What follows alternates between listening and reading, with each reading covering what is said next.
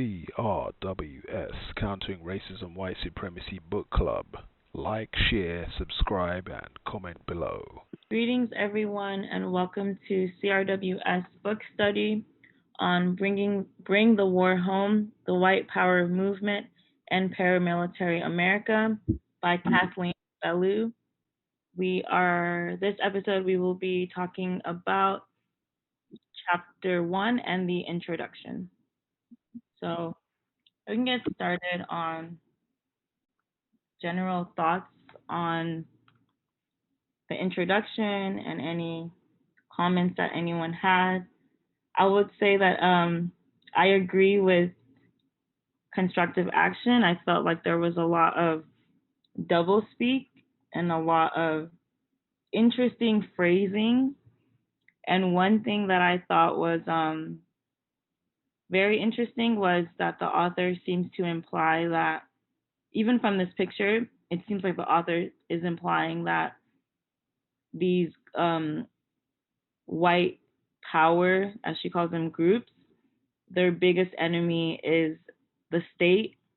She didn't necessarily give a definition of what the state would be, so I'm assuming she means the government and I guess the major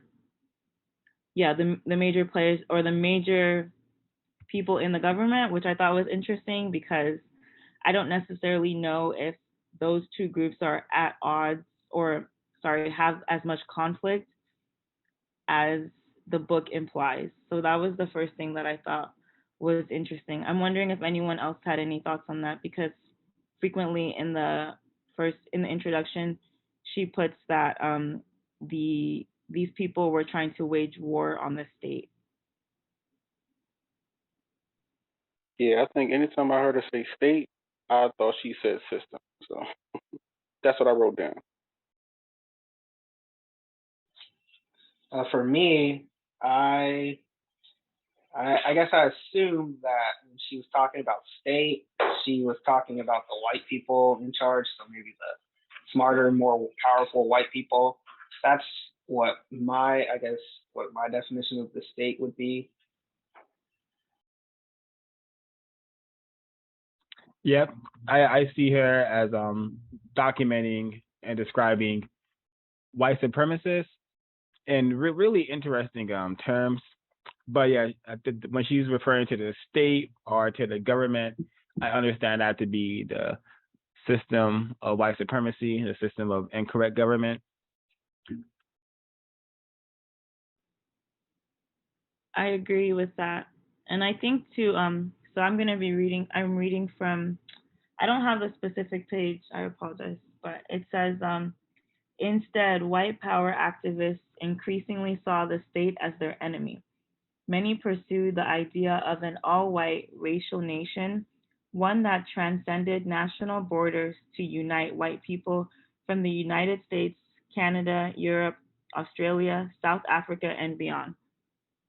So I guess one thing that I was wondering is, do you think that goal of an all-white racial nation is different from I guess when she says the state, we can say the system. In what ways do you think it's different? In what ways do you not? Like, personally, me, I think that it may be different in that maybe they are not seeking an all-white state, but they're still seeking a state in which white people dominate. So maybe that is their conflict, is that they are having a conflict in basically how to execute white supremacy. For me, if I understand the question correctly, I think that really what I'm seeing or what I'm getting from this is that there are two groups of white people who are dissatisfied with one another and how they're running the system. One group wants a all-white nation, which I don't think is the goal of white supremacy. I think the goal of white supremacy, or the goal of the white supremacists, is to keep the system going. So if an all-white nation exists, I don't Okay, well, when I think about that, I was gonna say I don't think that that is the goal of white supremacy, right? Because there's no non-white people, but that doesn't mean that there couldn't be non-white people elsewhere on the planet.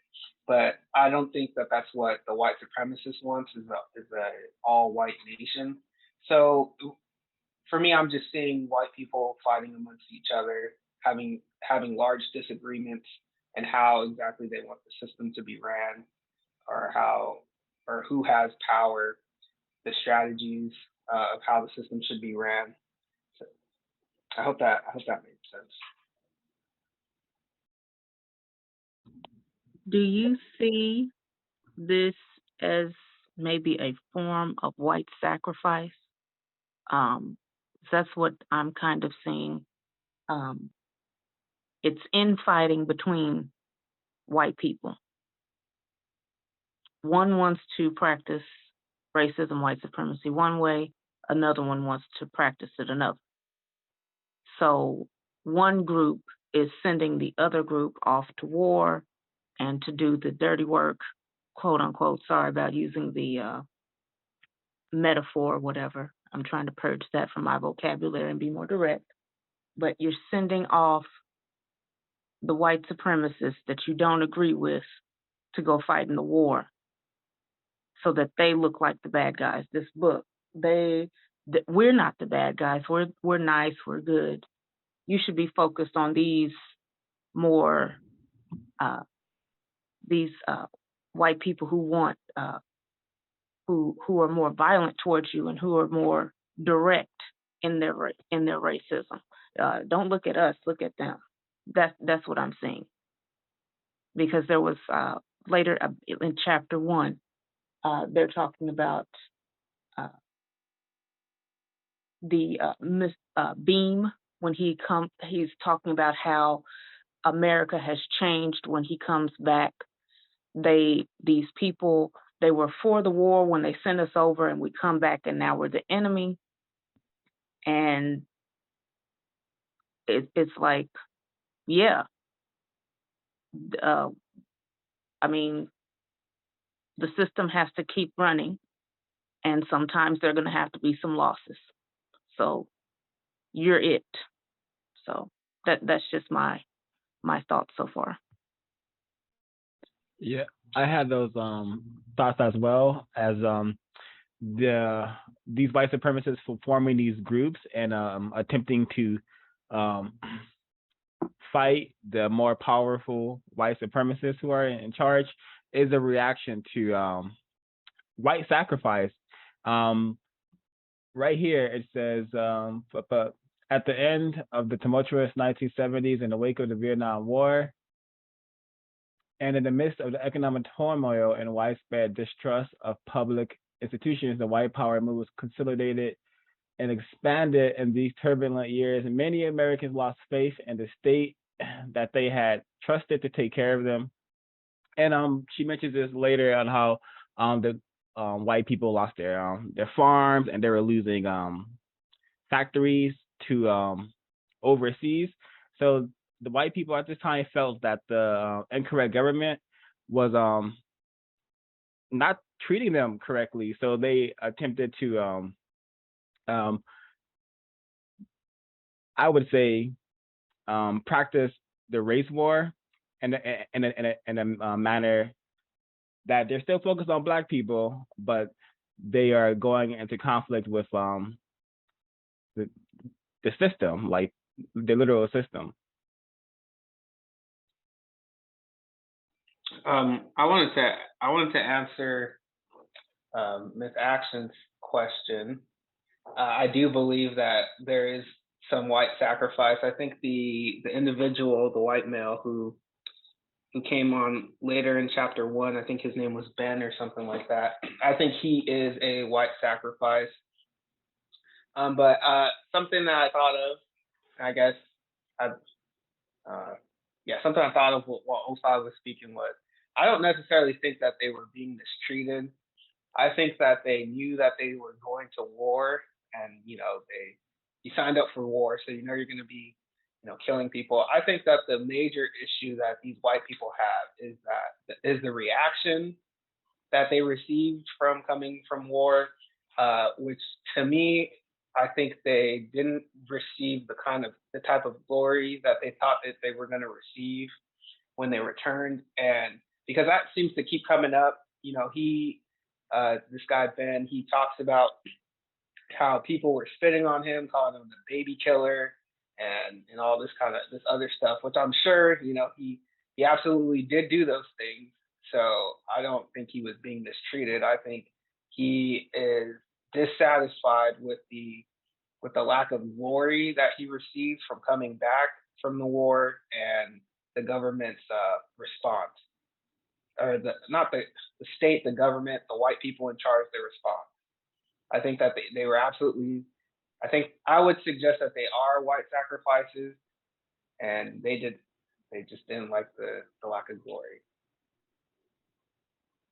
I agree too, and I think the added context is that this B person, I think he was born 1945. He said his father fought in World War II.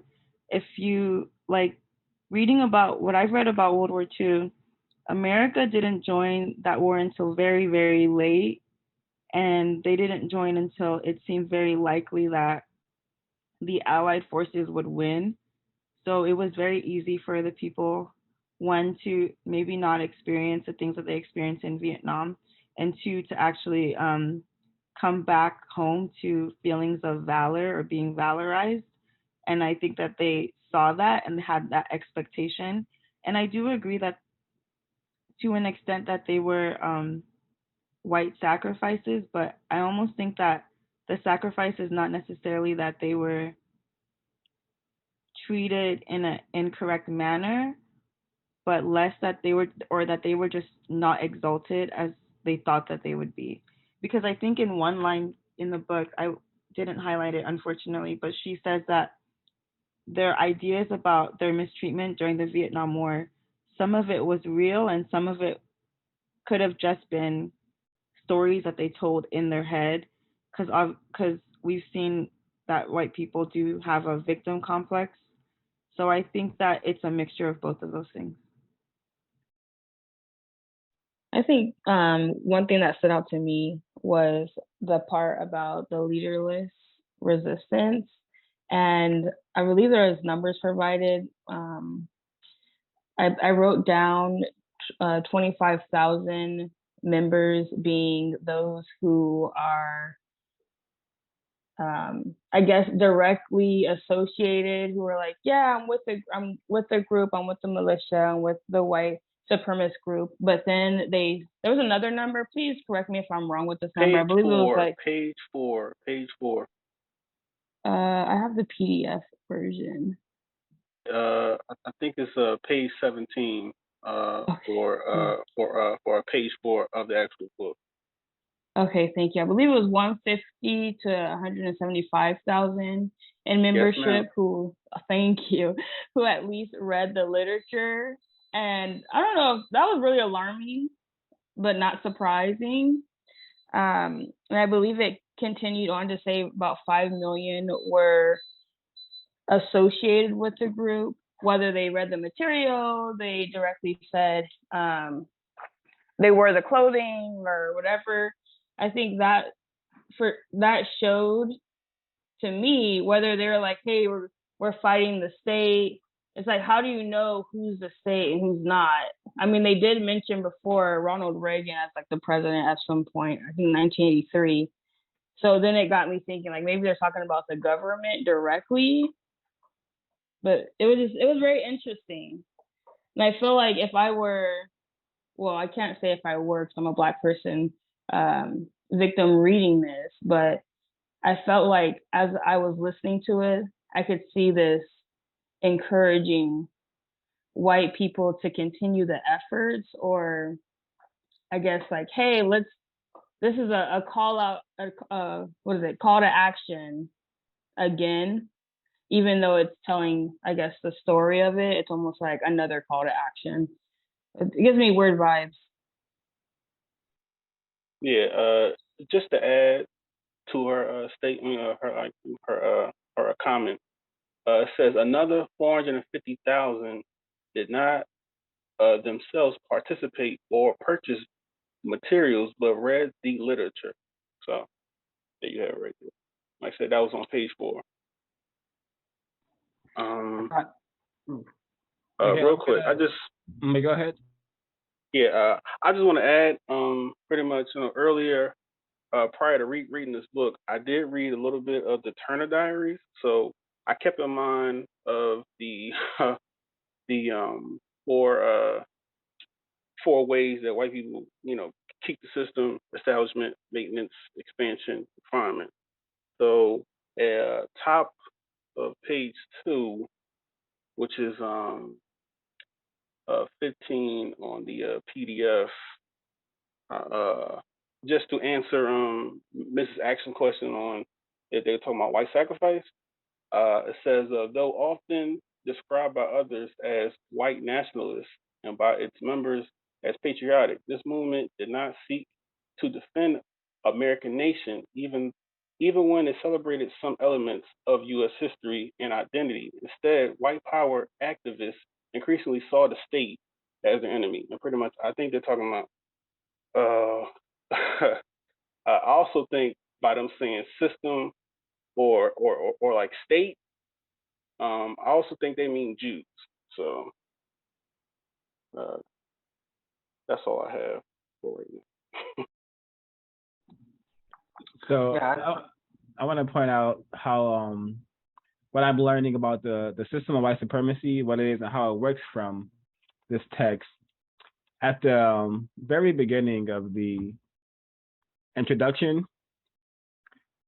we need every one of you proclaimed an anonymous 1985 article in a major white power newspaper. We need every branch of fighting militant whites. We are too few right now to excommunicate each other. Whatever will save our race is what we will do. So this is part of the thought, speech, and behavior that I suspect makes up the white code, how racism is practiced. So this is white people practicing that part of their code where they have to get other white people to help them to practice racism that in the form that they want to. Because we have so-called liberals, so-called Republicans. Those are examples of white people convincing other white people, hey, practice racism in this way. Be more liberal with racism, or be more Republican with racism. So these white supremacists are wanting the white people to practice racism in the form of militia-style white supremacy. So that's one note of many I have about what I'm getting from the white code from this text, but I'll pause there. Yeah, I wanted to point out a very important concept that Nana Ya mentioned, which is, she said, who is the state and who is not? And I think that is why it's important to, if I ever had a chance to question the author, is I would ask, who is the state and who is not? How can you tell? And this book also reinforces why it is correct for all victims of racism to have a healthy suspicion of all white people. On page 2, which is page 15 in the PDF, a small excerpt says, people from all regions of the country, I think, did you just read this? 05? No. Okay. People from all regions of the country answered the white power movement's call to action, bridging the divide between rural and urban. They were men, women, and children, racist man, racist woman, and racist child. They were high school dropouts and holders of advanced degrees, rich and poor, farmers and industrial workers. They were felons and religious leaders. They were civilians, veterans, and active duty military personnel. So that is a great question. Who is the state and who is not? From what I can tell, there is no way to distinguish who is who.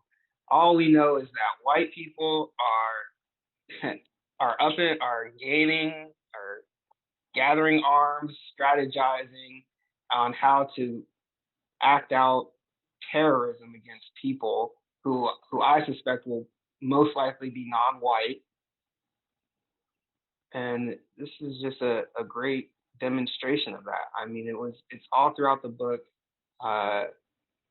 reasons to have a healthy suspicion of all white people, of all people classified as white. I definitely agree with that. From what I got from this text so far, what I'm seeing,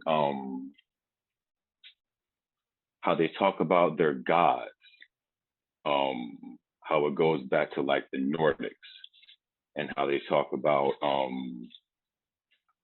how they're just reinventing themselves. And it reminds me of the Oedipus complex, of how I believe it's Oedipus, of how the son always fights against the father, or let's say a liberal against a grand old party. I'm seeing a lot of the code of like the state, let's say, being the father that you hate, and you want to kill him because you have your idea of how to run the plantation, and the state is in the way of the neo parties on any platform of running the plantation on how they want to. This text is showing how they kept their communications up, the advent of the internet. It also, what page is this? It goes, we can put it right back into Francis Cress Welsing. It talks about how they were afraid of genetic annihilation. We can put that back into what's going on now in current times. Page is that?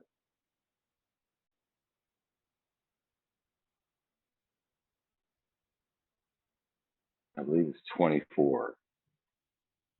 But how it talks about how the young,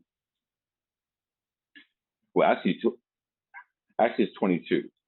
How white power also responded to the changing meaning of the state sovereignty and liberal institutions after a decade. But then after, I'm seeing these wars, like the old men send their sons to war, and then their sons come back mad because their dads didn't go, and then they take it out on everybody else. And that's usually going to be on non-white people to change the laws to call it liberal or left-wing, right-wing.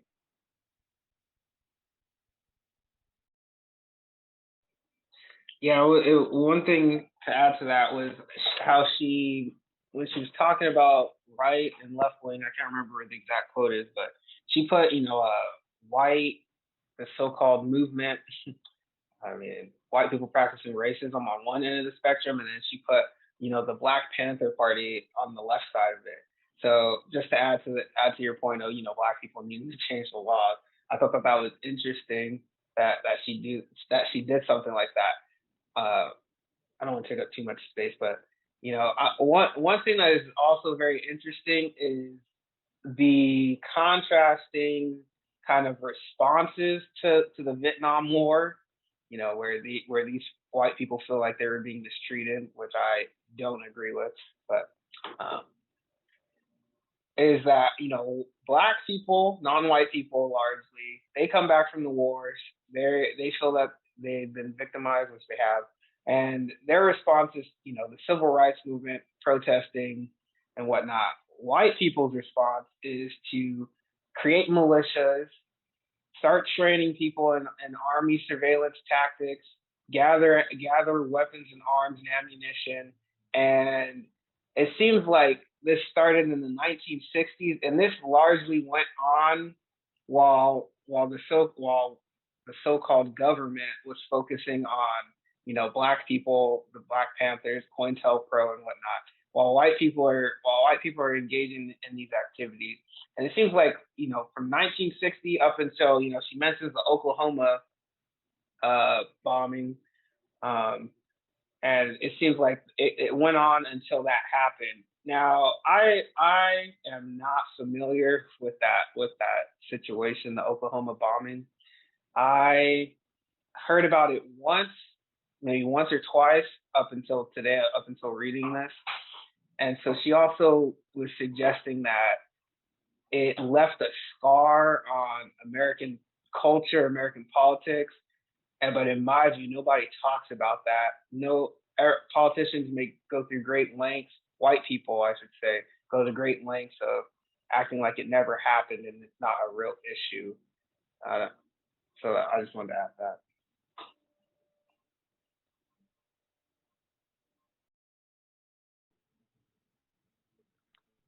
One thing I think it was Yahoo who said that there was a line where she talked about genetic annihilation. I remember reading that line too, and there was a couple parts where I felt like there was things that I had read, and specifically from like the code or from ISIS papers.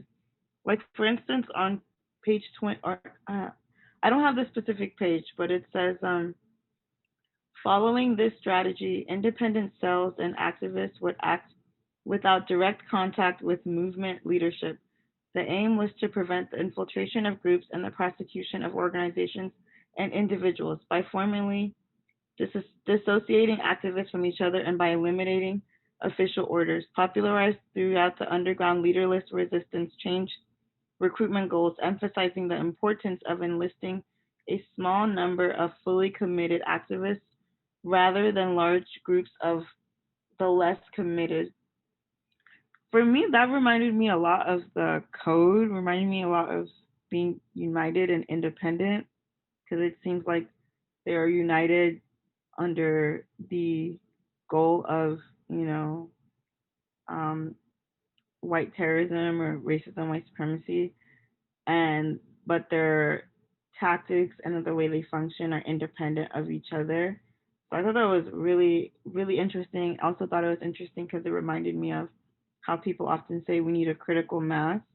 It was more important for them to enlist a small number of fully committed activists rather than large groups of the less committed. It reminds me of kind of how Neely Fuller talks about if someone isn't interested in talking about racism, you shouldn't force them and you should ask questions and try to find the people who are interested. So I just thought it was really interesting that so much of, or what I thought was a lot of the information from the code, these people are practicing in their own way. Yeah, that was very interesting. And when they do practice forwallism, like with Waco and Ruby Ridge, it ends fatally. So the leaderless, I had that. I was gonna play that from the book, but you read it. But it's my note was the whites, the usual suspects, they find out about the code because this is definitely elements from the code. So because you cover that one, I want to share from the book this part right here. Thought it was very significant, and it's also what Yahoo kind of briefly mentioned on earlier. Let me play it. White power religious radicalism emerged in part from Cold War understandings of communism as a threat to Christianity. At the same time, a large contingent of white power activists in the post-Vietnam moment believed in white supremacy as a component of religious faith.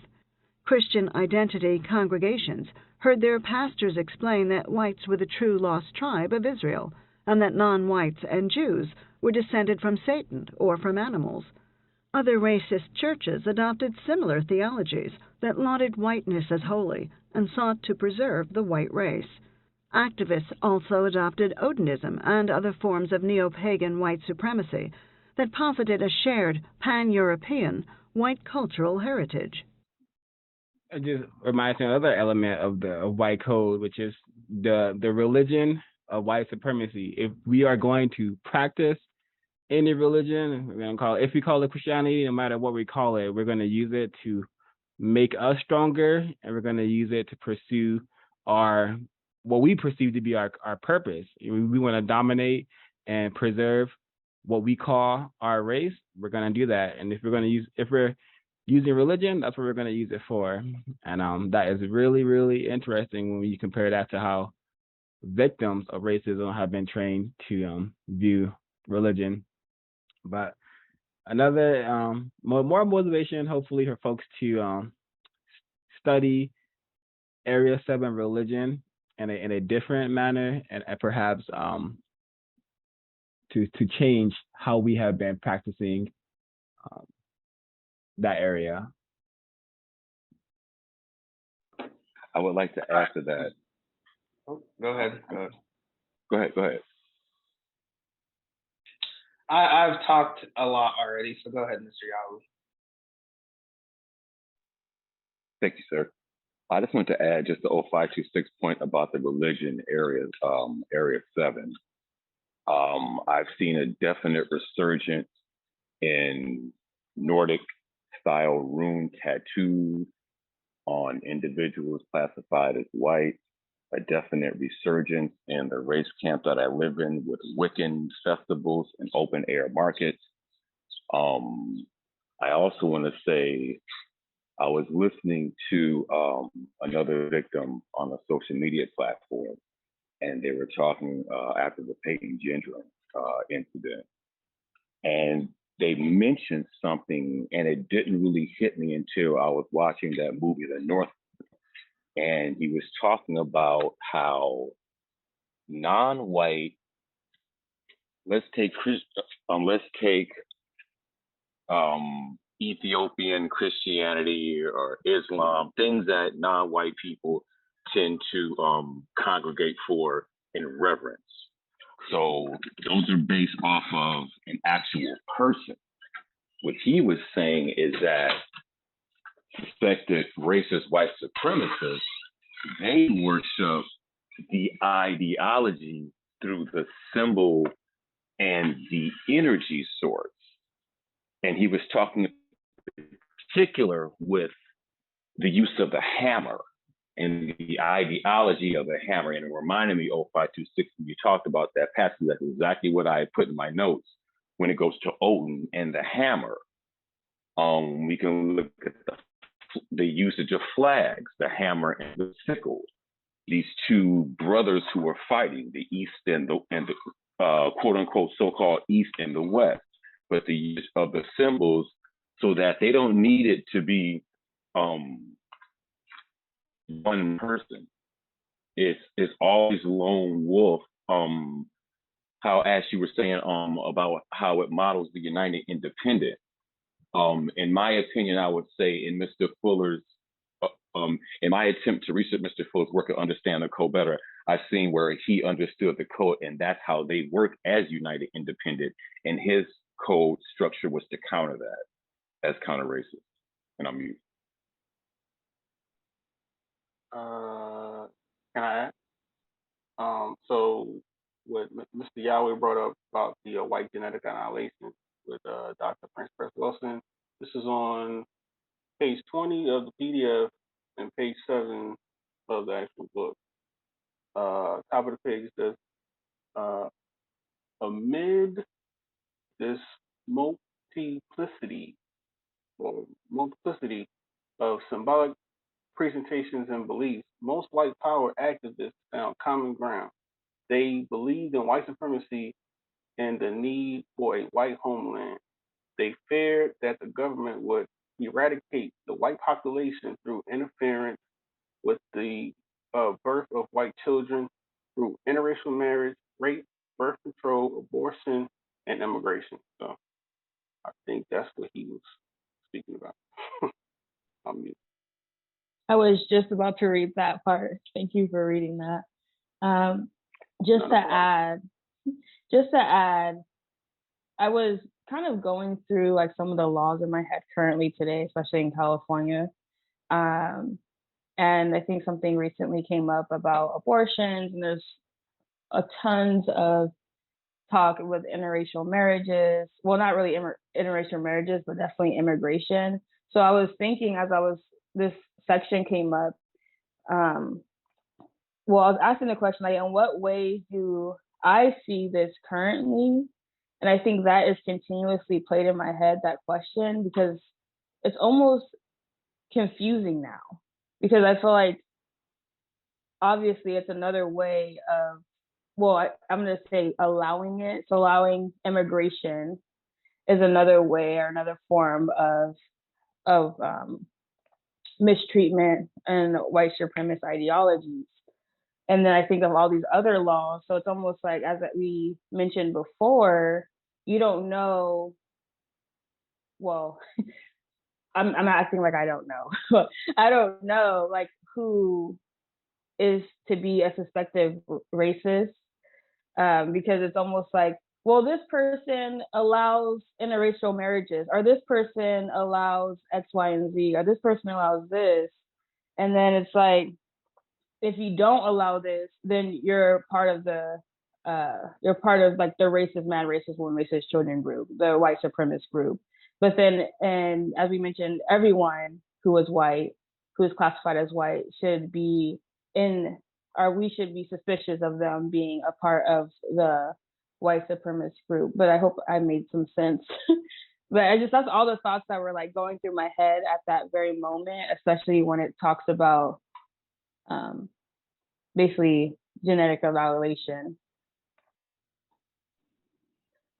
But to add, I think it throughout this, the author demonstrated how the white supremacist plays both sides of the chessboard, and I think that's exactly what's going on here.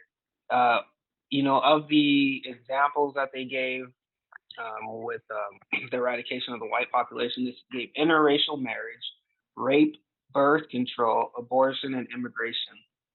Now, 3 of those, interracial marriage, are non-white people are directly involved in that. So rape, non-white males are often portrayed to be the biggest rapists on the planet, and immigration, which is, again, non-white people. So when I say that it's demonstrating that the white supremacists plays both sides of the chessboard, I think they are fully aware that the white people are not going to be attacking other white people. They're going to be they more often than not display this aggression or attack non-white people for these reasons. So I think the white supremacist is definitely aware of this and is manipulating the so-called white sacrifices into doing this. They know that that white people will react with violence towards the non-white people on the planet. It continues to maintain the system of white supremacy, and it ensures that non-white people are being abused by it. Earlier, there was a statement mentioned about white people knowing the code or demonstrating a knowledge of the code. And I think due to the system of racism, white supremacy, non-white people are not in tune with logic, the code being logic. I think throughout this, white people have demonstrated that they are in tune with some sort of logic. I think there's different logics on the planet, and white people are demonstrating logic. They know that they want to achieve this goal. This is how they're going to do it, and we are reading about them achieving that. Many non-white people. I mean, it's that's why I talk about the reactions to what's going on in the activities. The reaction to it from non-white people a lot of times seems to be illogical, mainly based in emotion, whereas white people, I think they're thinking logically about this, whether it's racist logic or whatever logic, but they're definitely thinking about this logically. Can I add to Mr. Kwaku's response to that? Going back to page 15 of the PDF, pretty much it's just the following sentence that he had quoted with the people from all regions of country answered. It says, from its formal unification in 1979 through its 1983 turn to revolutionary war on the government and its militia phase in the early 1990s, the white power movement mobilized adherents using a cohesive social network based on commonly held beliefs. These activists operated with discipline and clarity, training in paramilitary camps and undertaking assassinations, mercenary soldiering, armed robbery, counterfeiting, and weapons trafficking. So, codification. Yeah, I think non-white people. A suggestion would be to really to study how white people achieve this, because this is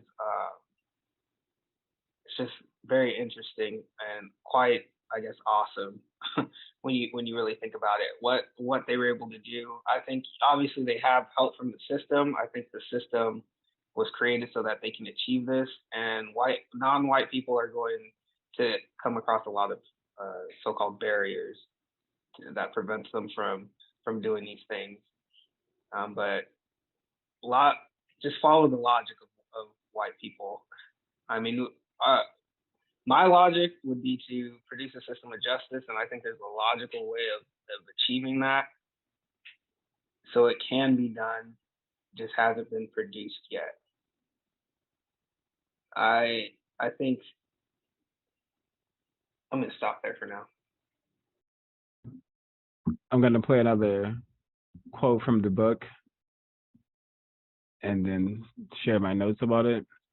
Christian identity and other white theologies offered believers no such guarantees of safety. Instead, they held that the faithful would be tasked with ridding the world of the unfaithful, the world's non-white and Jewish population, before the return of Christ. At the very least, the faithful would have to outlast the Great Tribulation, a period of bloodshed and strife. Many movement followers prepared by becoming survivalists, stocking food and learning to administer medical care. Other proponents of white cosmologies saw it as their personal responsibility to amass arms and train themselves to take part in a coming end-times battle that would take the shape of race war. So that is something we can still see happening today, white people amassing guns. And in 2022, it's been popularized to be a survivalist, to be a doomsday person, a person who is like waiting for the world to end. And this is because the system of white supremacy has trained people classified as white. Either has trained them or they're just acting on their subconscious or conscious fear of genetic annihilation. And we're already outnumbered, already surrounded by non-white people. They already think in terms of in all 9 areas of people activity. They're already thinking in terms of war. So very, very profound that this book is I don't know how old this book is, but she's documenting things that took place from 1960s into the late 1990s. But we see characters like from this like Louis Beam. We see characters like that coming out in 2022. We see things like Proud Boys being popularized, being popular in social media, happening in 2022. So that was very interesting. And I'm getting a lot of the Yurugu moments from this text. Because the PDF says page 7, but it says here, the white power movement sought revolution and separation, the founding of a racial utopian nation. Now, the Yurugu, it is impossible for a group of white people to establish any type of utopia together. It's not in their thought, speech, and behavior, I suspect. I may be in error, but this author, the way she is talking about races is really interesting to me, and it could be deception, but calling racist white supremacists white power activists instead of racist or white supremacists, I think that may be deception. And she has her reasons and that she mentioned in the beginning of the text, but I see that as more evidence to how she's practicing racism, because she's withholding names of races. And according to the code, we should know the names of races. Just to add to that, because I actually did write down notes from the note to reader portion. She was saying that she's like using the white power to be more accurate than many other terms, but also white supremacy, being that those terms are not accurate in her eyes. Her keeping secrets on like keeping certain names out the book. Then also something that was similar to me reading the Turner Diaries. She was saying it was some type of a new right in this book, and in the Turner Diaries, it was talking about the new era. So just to add to that from what 0526 is saying. Mute. I agree a lot with the not including names because for so-called Islamic terrorists, they seem to always include their names, the names of their children and family members, but yet somehow, even though these people are supposed to be, or these people do commit acts of terrorism, and she talks about the people who are victimized by them. She seems to really want to respect their anonymity. Even in the beginning, she puts, I don't think she specifies the white power magazine or print that she that the original quote is from instead of just saying where it's from. I find that to be really interesting. I would agree. I thought throughout reading this, the use of her language suggests that she sympathizes with these white terrorists and these white racists. Sorry, not white racists, but these racists. As we're sitting here talking about it, and one word that I think I'm going to have to avoid using is the word activist, because I do not, when I first heard the word activist, I usually associated with it, trying to attempt to produce justice. But now that she's using it here, I don't think I can use that word. If these racist white supremacists are considered activists. I also thought it was very interesting in the beginning when she started talking about the term white power and the terms that you should avoid using. One term that did not come up was white supremacy. I thought that she mentioned white supremacists. So it says some have described this group of people with the terms white nationalists, white separatists, the racist right, or white supremacists. None of these terms is appropriate for describing the larger movement. And I suspect I wrote down, I suspect they all advocate for white supremacy. So it doesn't really matter to me. I think I'm going to continue using the word white supremacy. Although white power is accurate, but I suspect she is attempting to practice racism by having individuals use the term white power, because white power necessarily doesn't admit that white supremacy exists. It admits that white people have power, which they do, but is not, for me, is not the same thing as white supremacy. And then some other examples that I wrote down. I'll just share one or two, because I mean it's kind of throughout the whole thing. She talks about how there's all this kind of documentation, all this kind of evidence that exists.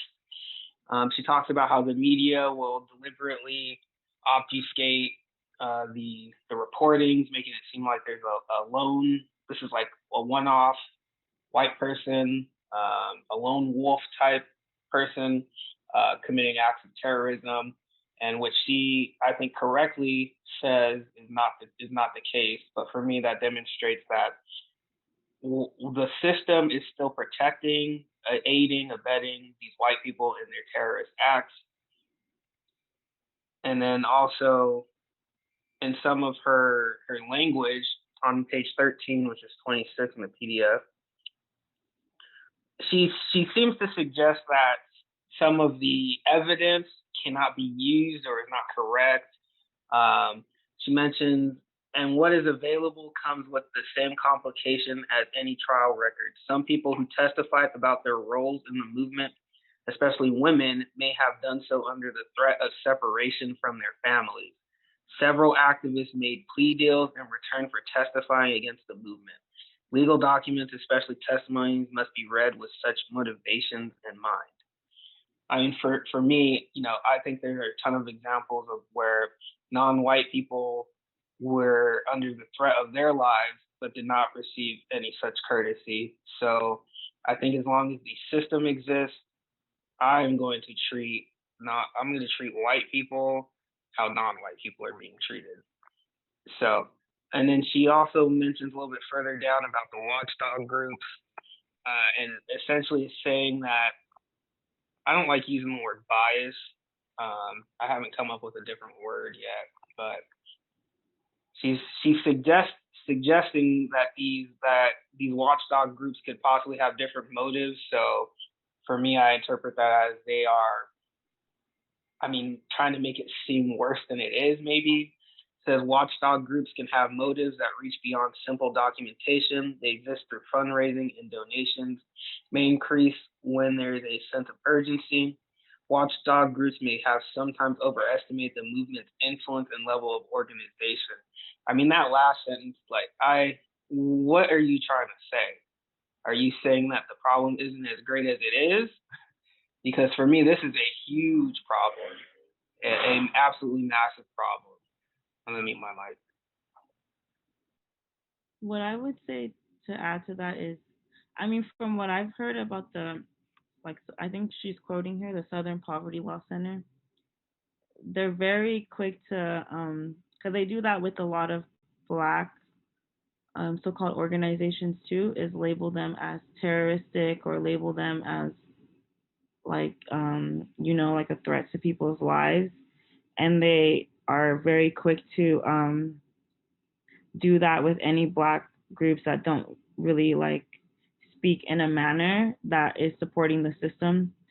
I wouldn't put it past those groups to do that, like the Southern Poverty Law Center, because like she states before, it's not really about how many people, it is important that there's a lot of people, but it's also important that even if it's a small amount, they're so much more committed, and obviously it shows that they're so much more willing to give up their lives and commit acts of terrorism that take like a lot of people's lives away, that I don't think it does really matter if it's necessarily, I think she's trying to imply that what really matters is their commitment to the cause.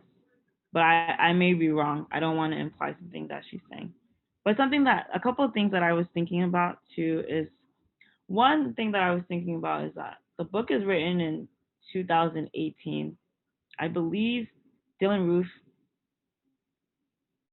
2014. created his massacre. Was that 2015 or 2016?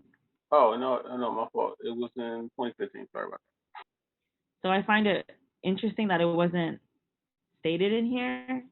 It almost implies that this is something the proliferation of these groups is something that has happened in the past, even though we see that there's a huge resurgence of them. So I thought that was interesting, and I was wondering anyone's thoughts on why you think that the author omitted, at least in the introduction, connecting these groups to the acts that happen now. And also, the Columbine shooters, et cetera, a lot of these people, even if the media doesn't show it, they had a lot of white supremacist pamphlets and drawings and artwork, et cetera, that showed that they also kind of supported these types of movements. So I think that it's a lot stronger than now, and I don't think she even brings up anything that has to do connecting it to the present at all. I may be wrong though. Let's start. Go ahead. Sorry about I would just like to add to that. I've seen that as a tactic that suspected racists use.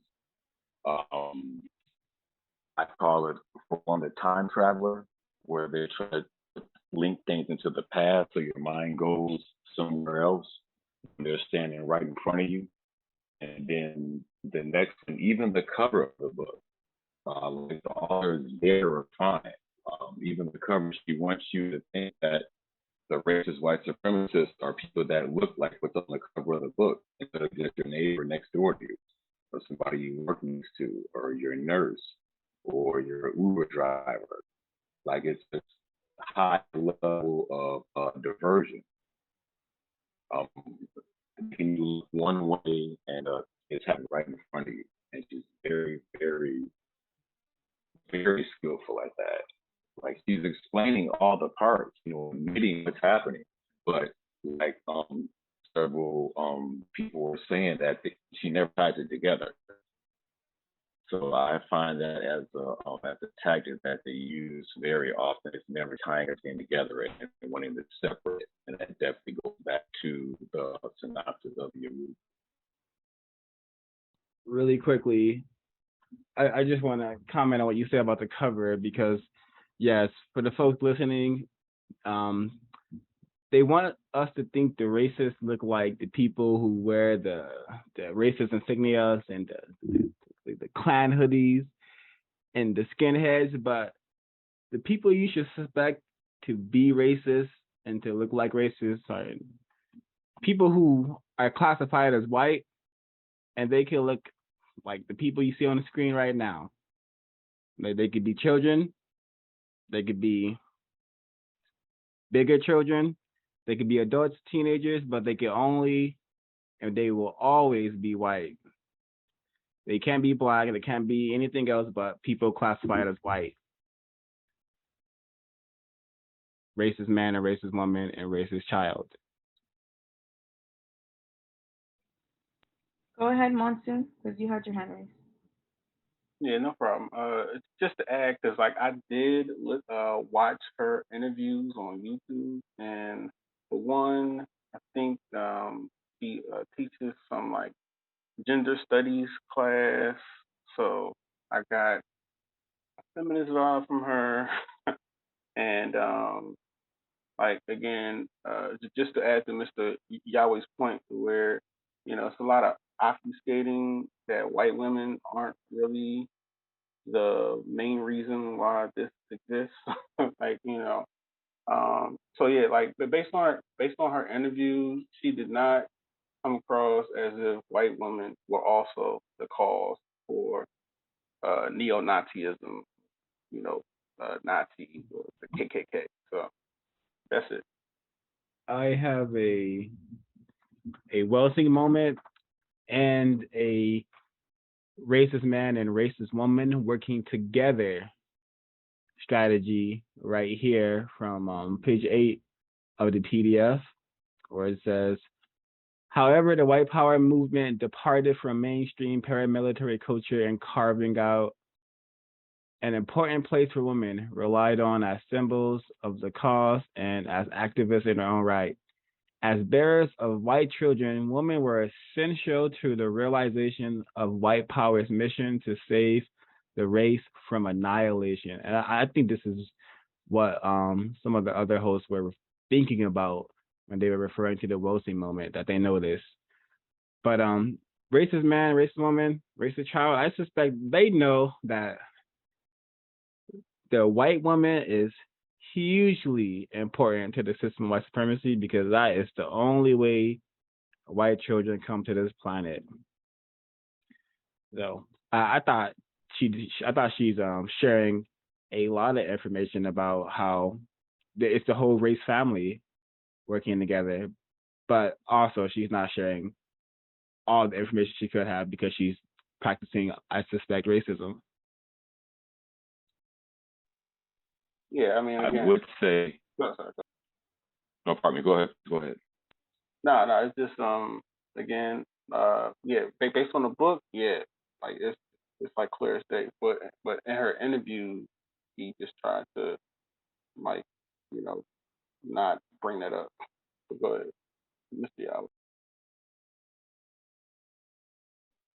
Yao. Just the whole idea of the culture of the family. We see these archetypes. How Mr. Fuller puts it, the religion of white supremacy. So you have the mother, the father, and the child. So the mother reproduces a child that always hates the mother and the father. And we see that pattern all the time, all over the world. So in the way they were describing the things that happened in Vietnam, like those people, some of those people, let's say in the GOP, might still be alive. So you see people on street corners, like how you're saying about not being a protester, but an activist. Very, very, very keen observation, especially with doublespeak in terms of an activist. Well, what are you trying to activate? And I haven't seen anything that has been out here in the public activating any sort of justice. So I would say that it still goes back to just this internal struggle of creating conflict and different ways of just practicing different versions of racism, white supremacy, almost like an MMA. Like each fighter has a different way of practicing it, whether they're old or they're young, but the young's always trying to kill the old. Maybe even seen in Roman with the two wolves. Yeah, to answer Ash's question, I think it was deliberately left out. I think even from her introduction, where she's talking about how she plans on, I guess, talking about what she plans on talking about in the book, she seems to stop around 1983, which for me suggests that the issue stops in 83. I mean, even throughout the book, she's kind of talking about, the climax of it all was the 83 bombing in Oklahoma City. So I think it's deliberately done deception. Even the cover, as some of the victims of racism on the line pointed out, the cover is even deceiving, because once again, you don't see the white family unit that she mentioned. Instead, you see a white male, a Klan robe, and a gun. So it seems to suggest that the white male, once again, is the white power movement, and the white female has no part to play. I mean, you wouldn't know that unless you read the book or started to get into it. Off the cover images, for me, that's what's suggesting. I agree, and I think too it's very interesting because if you look at how much this type of stuff, like white supremacist propaganda, has permeated into social media. I don't know if you have ever heard of a influencer. Her name is Mrs. Midwest. She's like this influencer, and the big thing now that it's Mrs. like MRS. The big thing that white women do now to do recruiting is they do this trad wife, like a traditional wife, and they're teaching other white women how to, like, take care of the home, etc. But underneath all of that is a lot of they lure you in with that, but really it's white supremacy. If you read a lot of her, like, comments, her posts, her YouTube videos, you'll see her talking about, non-white people, etc. And it's very interesting because she has, you know what I mean? She has a nice, welcoming smile. So I think even a lot of people will kind of, I guess, get lured into that. So I think that white women play a huge role in promoting, I guess, these type of white supremacist groups, and they do a lot of recruitment work. Like, they're talking about this whole Christian identity thing. Who do you think is a big factor in churches? Most of the people who do the work in churches are the women, the females. Those are the people who are recruiting these types of groups. So I thought that was really interesting. Another part that I wanted to talk about was there's a line that says another factor was emerging economic threat. The post-World War II welfare state had promised jobs, education, and health, but beginning in 1973, a series of economic shocks displaced the expectation of continued growth and prosperity. An oil crisis brought about the realization that natural resources would not always be cheap and plentiful. Wealth inequality grew and unemployment rose. So I guess the question that I had was, in this line, it seems like she's discussing that white people were um almost like having to deal with the fact that well, this is the question I have is, do you think that white people have the capability to beat or overcome nature? If yes, how? And if not, what ways do white supremacists respond to nature, like nature as in natural disasters, global warming, etc.? And how do those responses affect non-white people? I hope my question makes sense. I'm gonna need you to ask it one at a time. I think the first one was, how do I believe that white people can overcome nature? Was that the first question? Have the power and capability to overcome or beat nature, i.e., natural disasters, global warming, etc. So when you say overcome nature, you mean like control nature? Yes, Or the fact that natural resources ultimately are finite. How do you think that white people can come up with a way to make them not finite or exist in a way where they control nature completely? I guess if I understand the question correctly, I think the evidence suggests that white people cannot. I think it's clear for me if I say live in harmony with nature. I think the evidence suggests that they cannot live in harmony with nature.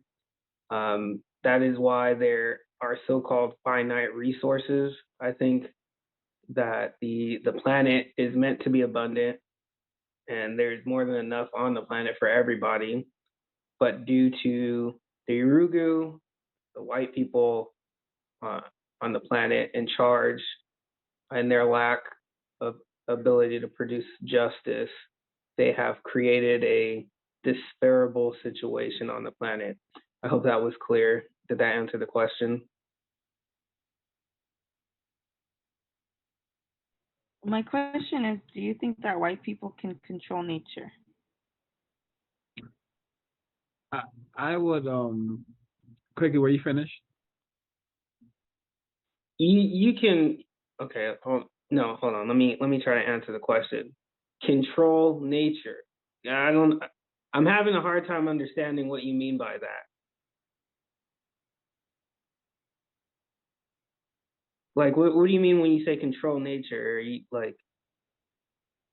I mean, they can manipulate nature and they can get it to do things, but I don't think they can control nature. I don't think anybody can control nature. I think that they attempt to control nature. That's why the planet is in the condition it's in, or the way they manipulate nature. That's the reason why. Did that answer the question? I guess I just don't know what you mean by control. Yes, that answered the question. Okay, go ahead, O5. I think racist man, racist woman, they're all about controlling and dominating everything, and nature is highly included in that. And what do I understand nature as? Trees growing. They have the ability to stop trees from growing. They have the ability to control the weather. They have the ability to control what the animals are doing in the nature. So, and what they do has large effects on the nature. So, whether they're controlling it directly or indirectly, they definitely have some control over what I call nature, what I observe to be nature. Miss Ash.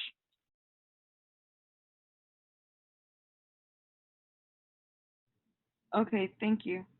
The second part of my question was, how do you think white people respond when they can't control aspects of nature?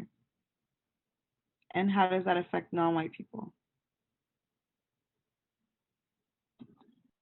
We see when the control cannot happen. That is when the target is not a target of subjugation and domination any longer. It is a target of elimination.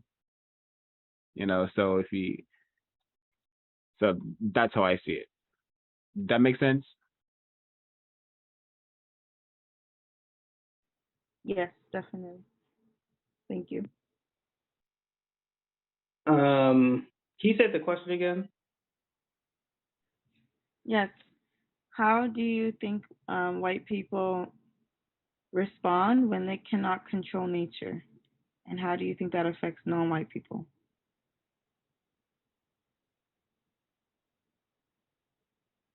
I'm not sure, to be honest. I think I feel that maybe the way the question is set up, it's kind of like, I don't believe it's kind of like linear. Like it's, they try to control nature, they aren't able to, then they make another step. Like I feel it's kind of like all happening at once. So in their attempts to, when they, I'm not gonna waste time. I just don't know. Okay, no problem. I hope my question makes sense. It's mostly asking like, because in this line she talks about the fact that there was an oil shortage, etc. Though those things are probably caused by white people. I'm wondering, there's white people who have more power than other white people. And when those white people have to deal with the fact that there's limiting resources, how do you think that they respond?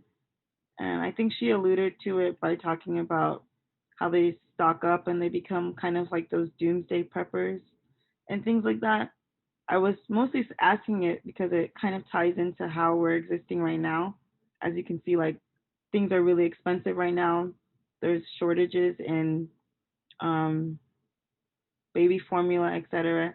And though those are not exactly due to controlling of nature, I was more wondering, how do white people who don't have that much power to control those things, how do they respond to that, and how does it affect non-white people? But we can move on to something else because it may be a kind of convoluted question.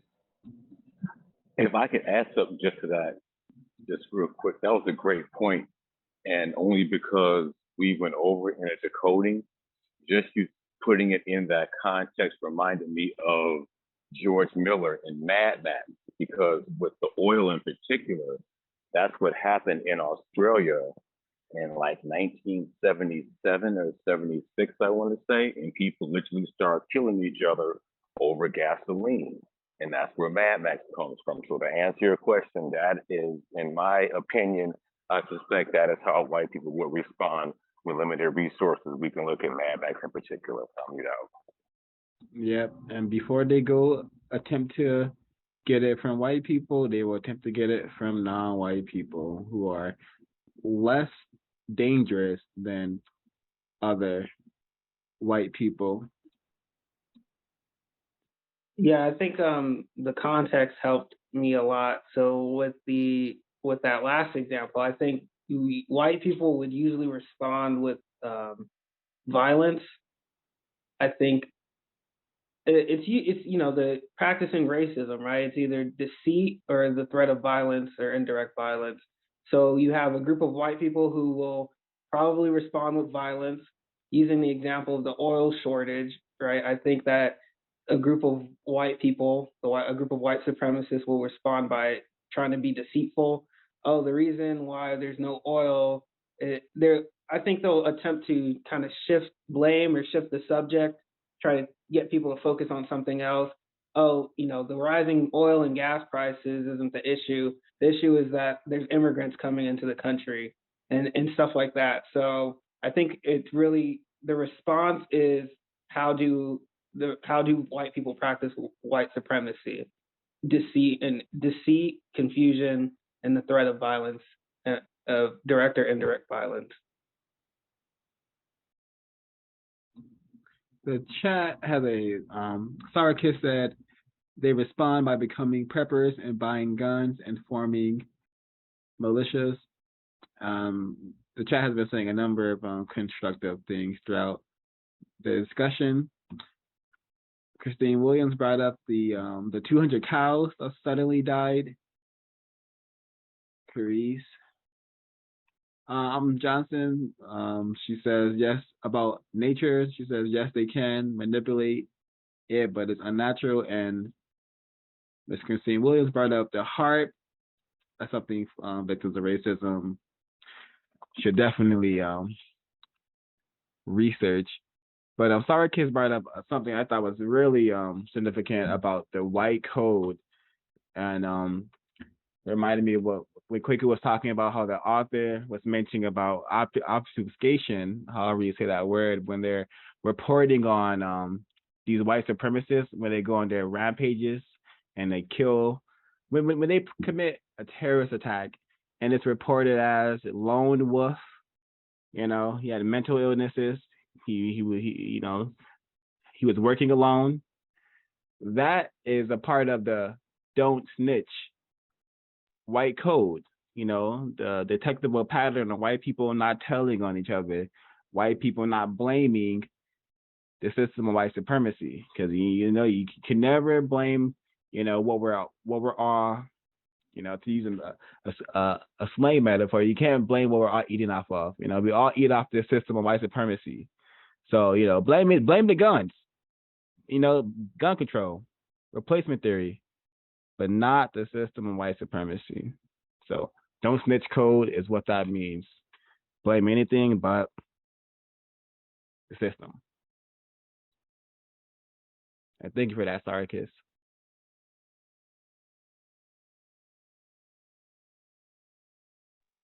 I have a question. My question is, in learning about this and white people, suspected racists all across the globe and the nation, buying up arms, what should non-white people's codified response be?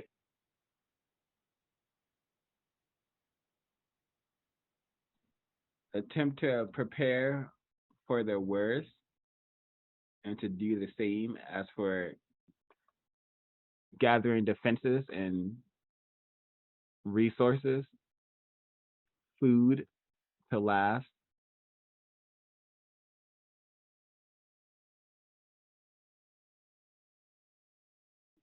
I agree. And I think too, like 0526 was saying, and to add on to that, eliminating, at least attempting to eliminate your dependency on the white supremacists, if that means learning to grow your own food, learning medical practices, etc., to prepare.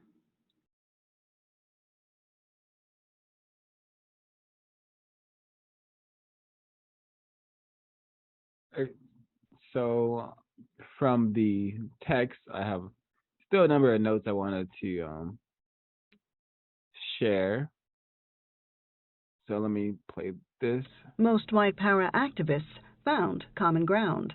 They believed in white supremacy and the need for a white homeland.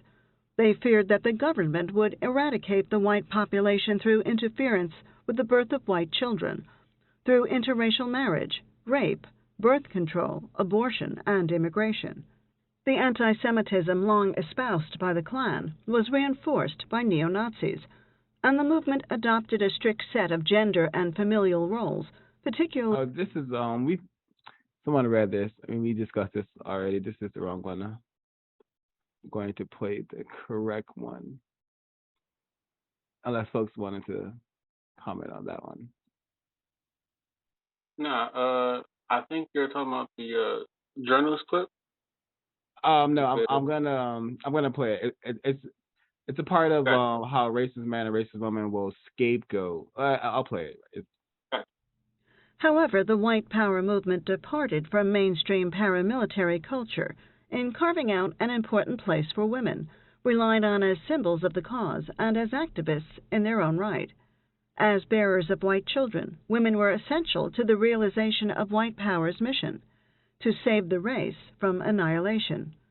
More concretely, their supporting roles, auxiliary organizations, and recruiting skills sustained white power as a social movement. They brokered social relationships that cemented intergroup alliances and shaped the movement from within. In all these ways, its unity, revolutionary commitments, organizing strategy, anti-communist focus, and Vietnam War inheritance, white power was something new. So white power has never been something new. They've had white power since they waged this war against us. Some say it has been going on for thousands of years. But again, this is not the clip I was attempting to play. It's when they're talking about the conspiracy theory. So let me go to see if it's right here. Activists such as David Duke mounted political campaigns that influenced local and national elections. They produced a vibrant print culture with crossover appeal that reached more mainstream individuals. They traveled from church to church, linking religious belief with white power ideology. They created a series of computer message boards to further their cause. They pursued social ties between groups, cementing their political affinities with one another through marriages and other intimate bonds. So this has been like ramped up to 1,000 degrees of internet culture. White supremacy has been able to recruit like children and train race soldiers at a very young age with this internet stuff. And with David Duke, what he was able to do like decades ago without the internet, people are able to do very, very, very easily. So we have characters now who are racist symbols like let me bring this guy up. This guy right here. This is a white supremacist symbol. You know, many folks will not understand this or see this, but when folks are familiar with 4chan and whatnot, you will understand that Pepe the Frog is used for a lot of practice of racism. David Duke is, I suspect, to be no different from the likes of Dylan Roof, Gendron S. Payton, the Buffalo terrorist attack. So very, very, very telling. The meme culture, what they call it, very dangerous and very powerful, and just producing millions upon millions of highly refined racist children. I suspect. This is a cartoon character, and you can have this character. You can find this character in schools, you know, and in notebooks of many white children, and many non-white people see this character. Oh, just a frog. It's a frog. Not knowing that if they were to go on 4chan or Chimp Out or a number of other racist areas in the internet, they will see this character here being animated and being put in comics promoting just racism.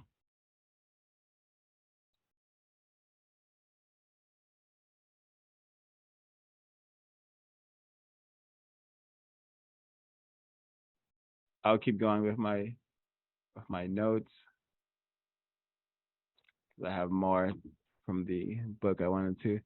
Oh, also here, I'm probably gonna read it and then play it by let me see. Okay, here it is. So this is from, it says page 8 of the PDF. After your unifying feature of the movement was its stringent anti-communism, which at first aligned with mainstream Cold War conservatism, and then transformed into apocalyptic, anti-internalistic, anti-Semitic set of beliefs and conspiracy theories about what activists call the Zionist occupational government ZOG, and later the New World Order. Increasingly, white power activists believe that the Jewish-led ZOG controlled the United Nations, the U.S. federal government, and the banks, and that the ZOG used people of color, communists, liberals, journalists, academics, and other enemies of the movement as puppets in a conspiracy to eradicate the white race and its economic, social, and cultural accomplishments. So I've heard these the Jewish people and the so-called and the Zionist people be scapegoated as to being no, white supremacy is not the problem. The Zionists are, the Jews are. I've heard this from white people when talking to them about racism, white supremacy. That's again the white code. Hey, don't talk about the system, scapegoat. Zionists, Jewish people, they're not to blame for the world's major problem. It is racist man, racist woman, and racist child. And this new world order thing, we've seen a number of politicians, utter those 3 words that we're gonna bring in this new world order. Why not? If they do bring in some sort of new world order, that's just gonna be a new stage of racism, white supremacy, greater mistreatment or refining the mistreatment that non-white people will experience under the system. It's not going to be anything new about it, but there still would be order, and that white people are in charge and controlling us.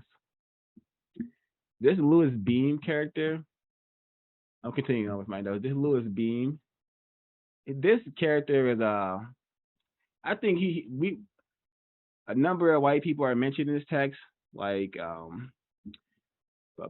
well, can't mention them, can't remember off the top of my head, but Louis Beam is one of the white supremacists we should know about. It. He was dedicated to the race war. He was very dedicated to the race war, and he spoke about the race war somewhat honestly, and he understood that his purpose on this planet is seeing this to go against people he classifies as non-white. That's what I got from it. And this, I'm gonna play this the text. This demonstrates his dedication. This part right here. But he never stopped fighting. Beam would use his Vietnam War story to militarize a resurgent Ku Klux Klan and to wage a white power revolution. He brought many things home with him: his uniforms, virulent anti-communism, and hatred of the Viet Cong. He brought home the memory of death and mutilation, sealed in heavy-duty body bags. He brought home racism, military training, weapons proficiency, and a readiness to continue fighting. So we still see that 2022 people are coming home from Afghanistan, and they join or form white supremacist organizations or groups. So this book came out 2018 and highly significant, and is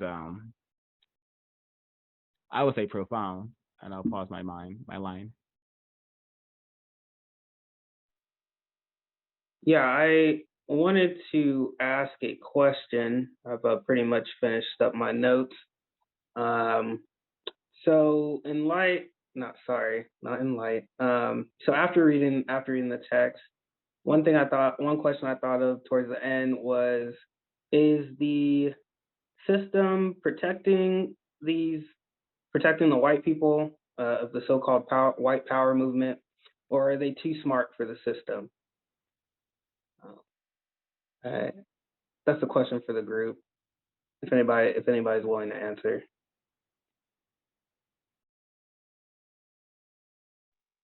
I would say it's one and the same, and that's how warfare is used. It's a tactic of divide and conquer. It's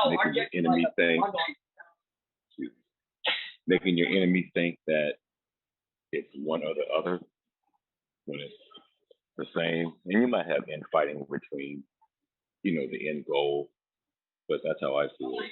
I see it's one and the same.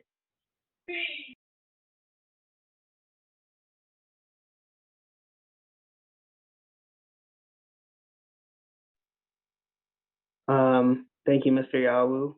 I'm not sure if anybody else has any other thoughts. If you do, if you don't, that's okay too. But I guess my suggestion after reading this, the introduction and the first chapter would be for, the same one. And I think a book needs to be written on this, but I think it is correct for non-white people to develop a healthy suspicion of all people classified as white, as long as the system of white supremacy exists. I think that the author produces a lot of evidence that suggests to think otherwise would be illogical. As she mentioned in the text, there's pretty much no way to figure out who is a racist and who's not. As Nanaya mentioned earlier, who is the state and who are the white supremacists? Who's the state and who's not? So my suggestion after reading this text would be to develop a healthy suspicion of all people classified as white until the system of racism, white supremacy has been ended. If white people don't like hearing that, then end the system. If black people don't like hearing that, if non-white people don't like hearing that, let's produce justice. That's it. If anybody else wants to answer the question, I'd appreciate a response. If not, that is also okay too.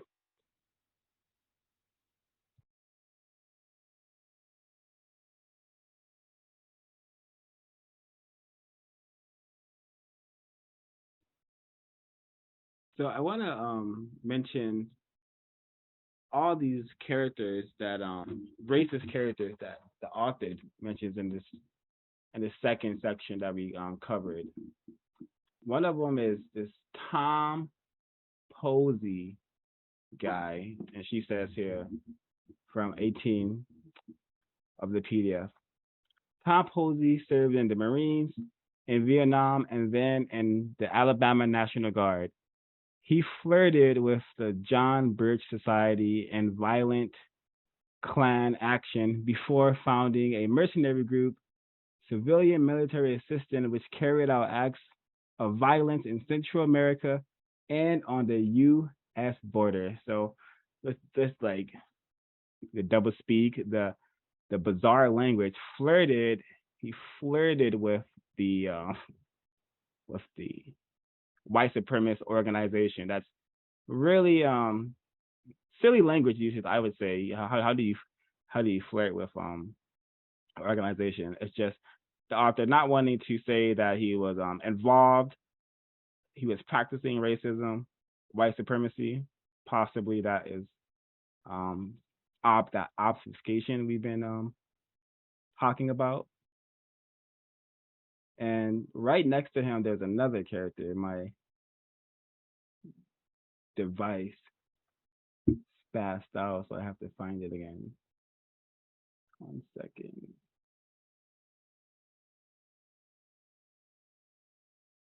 Okay, so next to Tom Posey, there's this and these characters, these people, these white supremacists, they demonstrate awesome white power. I think what they were able to do.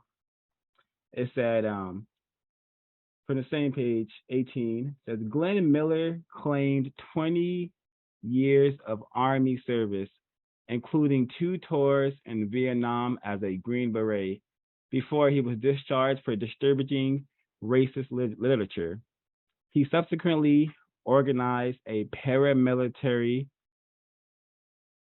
white power group that obtained stolen weapons and material from military installations, enlisted active duty troops as members and trainers, and declared war on the government. So yeah, this person gathered like a small army, it seems, kind of like the film Apocalypse Now, but he did it in its real existence, it seems. Another powerful white supremacist that none of us have heard about until this text is Bob Matthews. And I'm pretty sure research into any of these guys would just one will learn a lot about what it means to be white and just what white power garners you, the access, and what you're able to do with white power. So it says here about Bob Matthews. Bob Matthews was in a car on the way to enlist at Fort Huachuca, Arizona, when he abruptly changed his mind. He had heard a radio story about the prosecution of Lieutenant Williams Cawley for the massacre of hundreds of Vietnamese civilians at My Lai. Matthews believed such acts of violence were justified and saw Cawley's prosecution as evidence of government betrayal of American soldiers. The episode dissuaded him from enlisting and shored up his belief in the irredeemable corruption of the state. Matthews would ultimately found the Order, a white power terrorist group, to wage war against the federal government. And then another powerful white supremacist, Michael Perdue, who attempted to invade the Caribbean island of Dominica to create a puppet government that would funnel money back to the Klan, spoke of a military mercenary combat record that was quickly proven false. Whether they served or not, activists took from the war a tangle of testimony and potent narratives, as well as a set of uniforms, weapons, and political rhetoric. So Bob Matthews is a example of a white person who at first is going to help the system to practice racism in a way that the system is attempting to do so. You know, I'm going to help the system to go kill these yellow people in Vietnamese. But he changed his mind because he didn't approve how the system was, handling race soldiers for, mistreating the Vietnamese people. So he changed his mind. He formed his own white supremacist group. He practiced racism in his own manner. Michael Perdue literally attempts to invade an area of the world where non-white people are to wage war against the system of white supremacy. This is white power. I can't point to any non-white organizations where individuals are attempting to do these things because we do not have that white power, that we don't have a whole system behind us.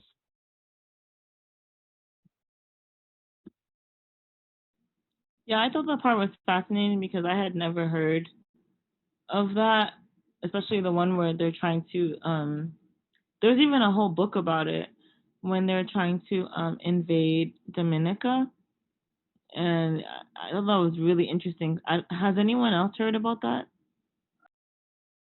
No, ma'am.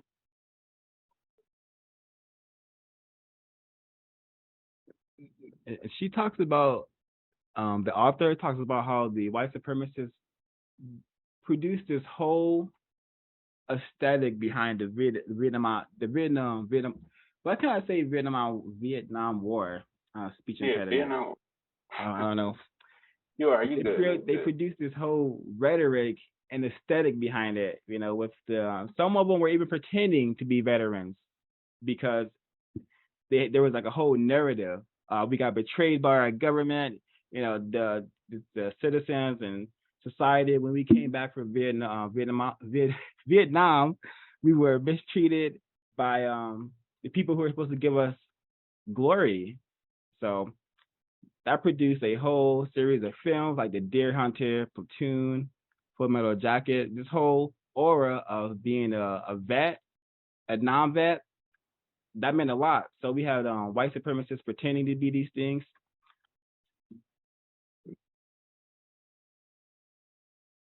I thought that was very, very significant. And maybe that's why to this day, the whole that aesthetic of white supremacy group dressing up in camouflage fatigues and whatnot. This is stuff that the likes of Timothy McVeigh, Michael Perdue, Bob Matthews, Tom Posey, these people started this, normalized this, popularized this. The likes of Dylan Roof, Ginton Patrant, Anders Breivik, Brennan Tarrant, all these people were inspired by David Duke, Louis Beam. There's a whole lore to the system of white supremacy racism that we are just now finding out about because we are confused victims and we're still learning. I certainly am still learning. I'm just now getting hip to all this information. Yeah, I just to add, I mean, when this white female was going through the names of all these white men, the only one I knew was Randy Weaver, and that's only because of the Waco.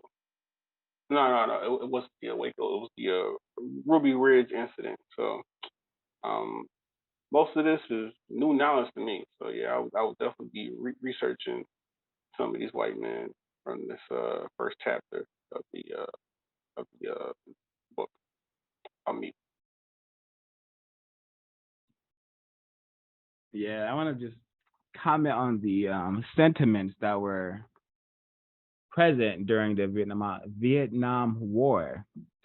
It says from page 22, some soldiers made sport of throwing rocks at civilians, shooting at them with slingshots and pelting them with debris from passing vehicles.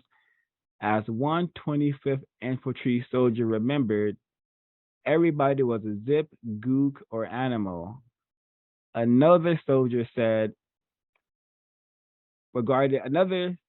soldiers regarded the Vietnamese as subhuman and noted that seeing a dead gook was no big deal.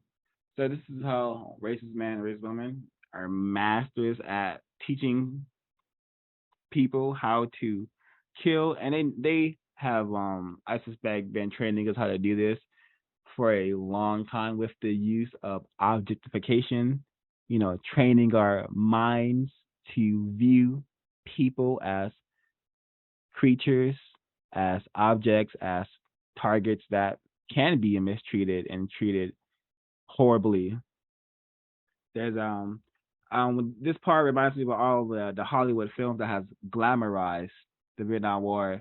And Apocalypse Now, there's a very famous scene where there's a Vietnamese soldier, his guts are hanging out, and he's reaching up to the white man for help. And then the white man says, he sees the dying yellow victim. He says, you can drink from my canteen any day because you're dying proudly, I guess. But that just goes to show the insanity and how we've been trained to be masters of killing and just insane, just totally insane. And this is normal. Louis Beam was a Vietnam vet who used what happened in the Vietnam War to inspire, I suspect, probably millions of white people to, hey, don't go with the status quo of white supremacy. Don't try to be refined. Don't try to do any of that. We need to practice racism in our own way. We need to maybe attempt to get rid of a lot of these black people directly, not with poisons, not with cancer, not how the more powerful white supremacists have been doing it. No, walk into a church, walk into a grocery store, take them out.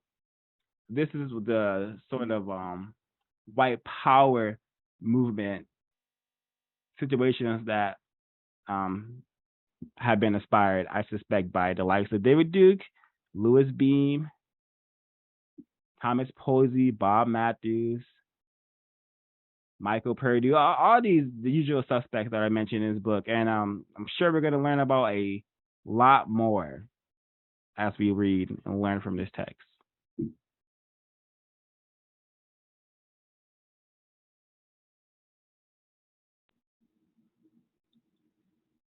Definitely agree. I think that is a really great point, that there's a lot more people we're going to learn about that is going to be able to add to our understanding of the system.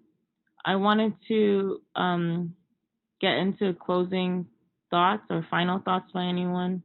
So if anyone wanted to share their final thoughts on the introduction and the first chapter and thoughts about, I guess, what they'll be learning about moving forward. My closing comment is that it is June 20th, 2022, and white people are not confused about the race war they are maintaining against non-white people, and I hope non-white people become hip to that.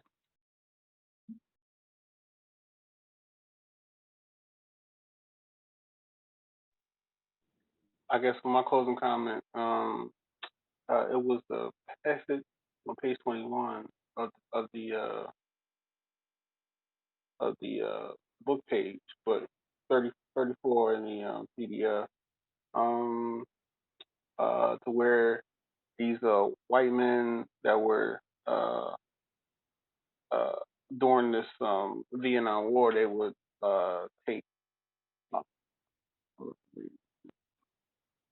um, pretty much says in Vietnam created a situation in which violence against civilians, mutilation of bodies, souvenir collecting, sexual violence, and other war crimes were not just isolated incidents, but uh, ubiquitous features of war that permeated the chain of command. And pretty much, I got a lot of delectable Negro and necrophilia from that section of the book. I guess what I'm hoping to learn more is how the white women are are dedicated to the system of racial white supremacy. I mean,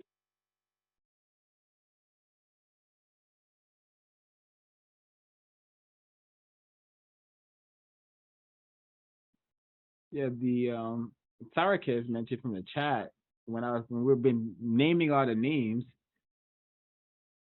She says there are no white women. That's very correct. That hopefully the author has added some in here. I hope she's not the only suspected white woman we're going to be hearing from, but that may be the case. We shall see. And from the chat, racist white supremacists don't like being white sacrifices, of course, and no one would want to be sacrificed if they were aware that's what they were being used for.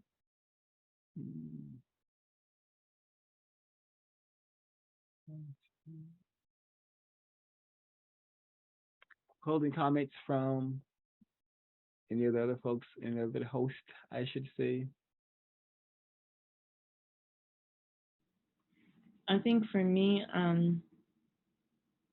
it's so far I've learned a lot, and it's helpful to read and discuss it with this group because I'm able to understand places where the author may obfuscate and places where there's things to research more, especially the different people that she mentioned, as well as, for instance, them trying to take over a whole island, things like that, things that I have not learned before. So I'm interested, especially in the next chapter, because it may go through more of how they organize and more of their, I guess, paramilitary organization or organizing. So that's all I have so far. That reminds me, the author she's being highly deceptive because Agent Orange was only mentioned like one sentence of Agent Orange was mentioned, and the yellow people in Vietnam are still suffering from the effects of Agent Orange. And as a younger victim of racism, I was always fascinated with the Vietnam War, and I suspect now I know why because this has been hugely important in producing just this different stages. No, no, not stages, but different ways that white people decided to practice racism, white supremacy during and after Vietnam. Um, Yeah, and that introduce. was sorry about that. I would It just, was page 31 of the book of the Agent Orange. Sorry about that. Go ahead. yeah, exactly. But I suspect the Vietnam War and what it produced after it is directly, and as the author has actually demonstrated, is directly related to school shootings. You know, mass shootings, I should say. You know, well, I should just say racist terrorist attacks. So highly significant. I hope we gave this section a thorough discussion. I hope folks who are tuning into this broadcast will find constructive value in it, and I will meet my line.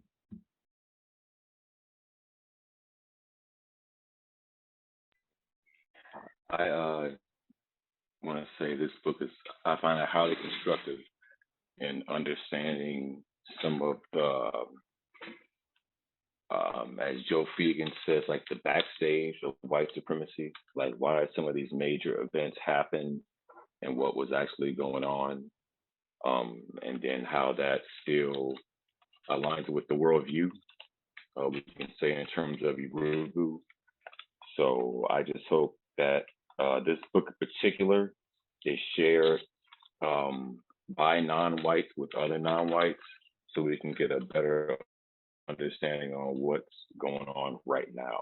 Because they'll always tell you something's in the past and it looks like this and it's right in front of you. I mute my line.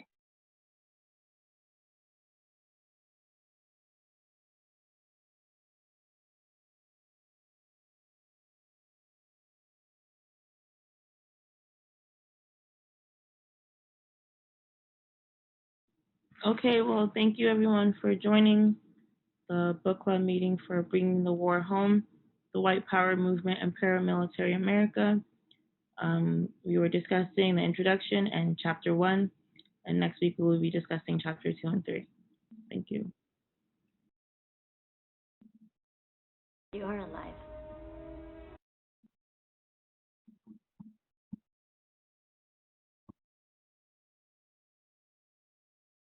You are alive. No. I exist.